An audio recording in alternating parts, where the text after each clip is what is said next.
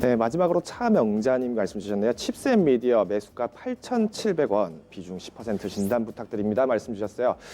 지금 상황에서 보시면 오늘은 그래도 선방하셨네요. 축하드립니다.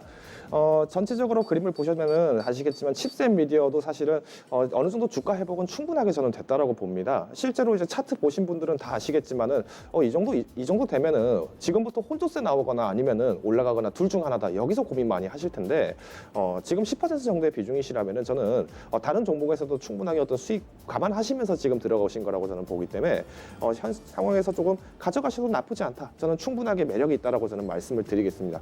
다만 지금 칩셋 미디어를 어떤 관점으로 지금 들어가셨는지에 대해서 조금 차이가 있을 수 있는데 저 같은 경우에는 실제 어떤 자산의 어떤 부채율이라든가 이런 부분들을 조금 강조를 드립니다.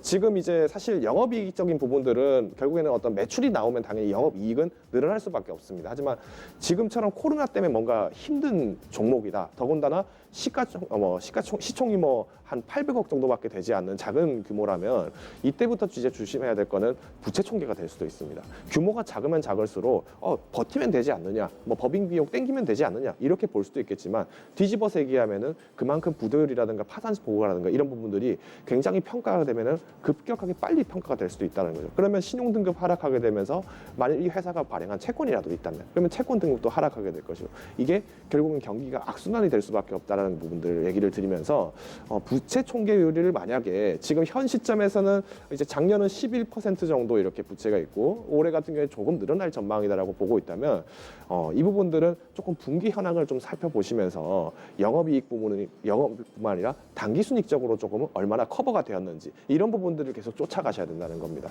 지금 보실 때는 이제 칩셋 미디어는 조금 짧은 기간 안에 트레이딩을 좀 하실 필요는 어느 정도 있다고 봅니다. 당연히 지금 전체적으로 보시는 거는 마찬가지로 지금 외인 보유율이나 이런 것들이 사실 1%가 되지 않습니다. 반면에 지금 이 종목 같은 경우에는 누가 가지고 있느냐 결국 또 개인이 가지고 있다는 거죠. 그러면 개인 대 개인을 고민으로서 얘기를 한다면 누구 하나는 이뤄줘야 누가 하나 얻어간다. 내가 얻어가려면 다른 개인이 이뤄줘야 된다. 이렇게 된다는 거죠.